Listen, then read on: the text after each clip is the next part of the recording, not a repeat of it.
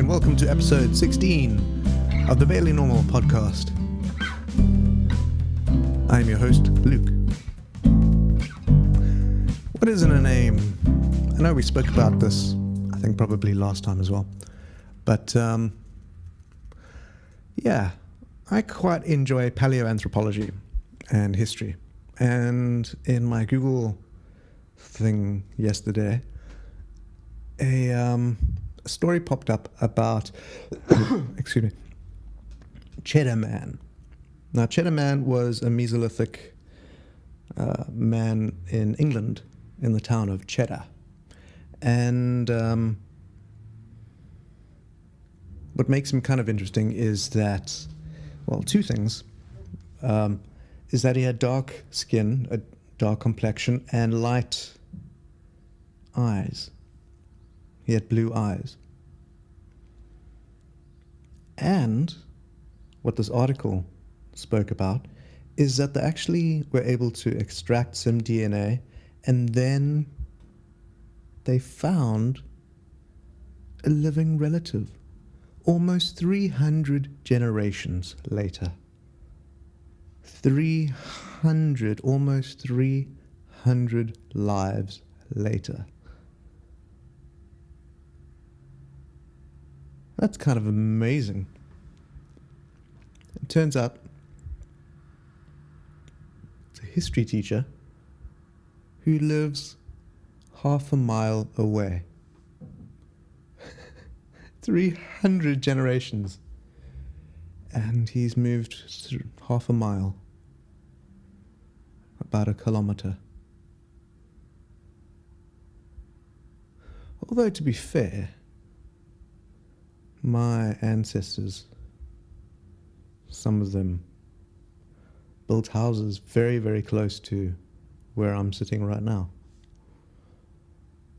My great-grandmother died when she was, excuse upstairs neighbors, she passed away a few years ago.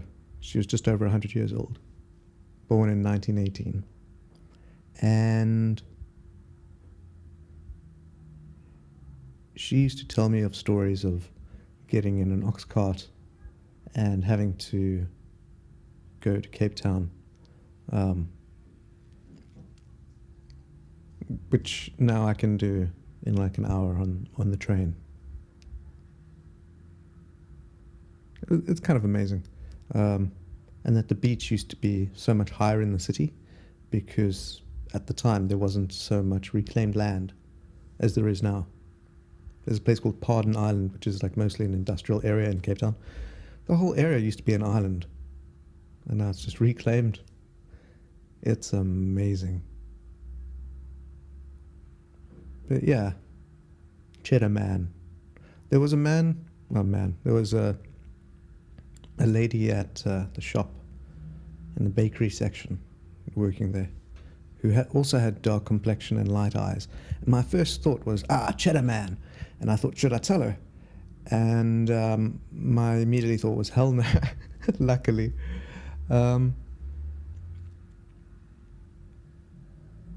Because it's kind of a lame name. Like, it'd be awesome if I said, hey, there was once a famous person kind of called Hero Man or Unstoppable. A girl named Underscore. Because even grammar couldn't stop her. And then instead of a dot, you've got a flat line. Yeah, I don't know. But so I didn't tell her. But it's amazing how much is in a name. And language changes all the time. Another thing is a lot of, it turns out, well, we can't say this for a whole group of people, but they found somebody else, also a blue-eyed Neolithic person, I think in Spain, who was lactose intolerant. So it's very possible that a lot of people in that part of the world were lactose intolerant. So it's very potentially plausible that Cheddar Man was lactose intolerant. And because language changes over time, like for all we know, if I die and my body gets carbonized somehow or whatever, and I become a fossil, and they find me like in a few thousand years' time, and they dig me up and they put me in a nice glass exhibit cage, a nice pretty plaque, some good information I don't even know, because they've got technology, and at the very bottom in nice bold they've got Pussy Man, because I'm allergic to cats, and that's the thing that would kill me. And language changes. For all we know, one day I'll be in a box, and people will know me for much longer than I will ever live by the thing that potentially kills me. Just like Cheddar Man, who could have been lactose intolerant. It's wild that so many people, that everybody who has blue eyes is related. Yeah, that gets me. And kind of going back. Ooh. So I don't know if you know about the Denisovans or Denisovans. I think it's Denisovans. Either way, they were an offshoot. Neanderthals and Denisovans split about 400,000 years ago into two distinct groups, and they interbred over time between the two species. But so imagine, and then the Denisovans lived until about, I think, 30 or 40,000 years ago. So that's quite a long time. That's hundreds of thousands of years. We've only been around for like 200. It's more time than Homo sapiens have been around. And yet, so imagine a proud people, the best of the best that they ever created, whole lifetimes, generations of generations, culture. And we name it after where it's found, like Neanderthal. It's found in the Neanderthal Valley, you know. Denisovans were discovered in Denisova Cave, which was named that because there was, I believe, a homeless person who lived there named Dennis.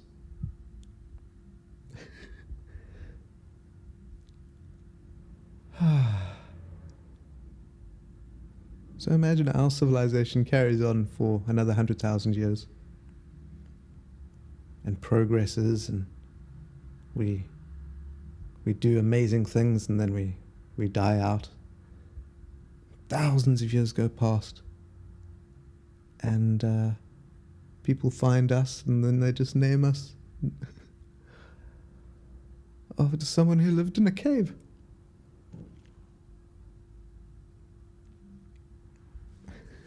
Cave of Dennis.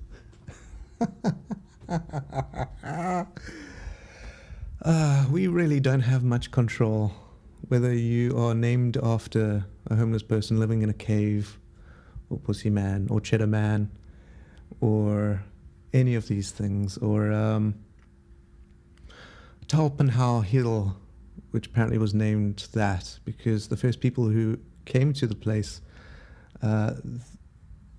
they called it Tor, because that was their word for hill. And when the next people invaded that land, then they took it over, and they were like, what's that called? And they're like, it's Tor. So they called it Torpen, because Pen was, the name for hill in their language. And then the same thing happened with How. And finally, I think, the latest conquerors, because history is always written by the conquerors, with very little introspection about the history, called it Torpenhau Hill. So now it's hill, hill, hill, hill. Yeah. It's like a truck driver. Oh, I was going to say it's like a truck driver wearing a Mariah Carey t-shirt. You have no control over what people think you are. And the idea that of who you are is different to everyone. So be your best self. And let your freak flag fly. And I'll see you next episode. Love you, bye.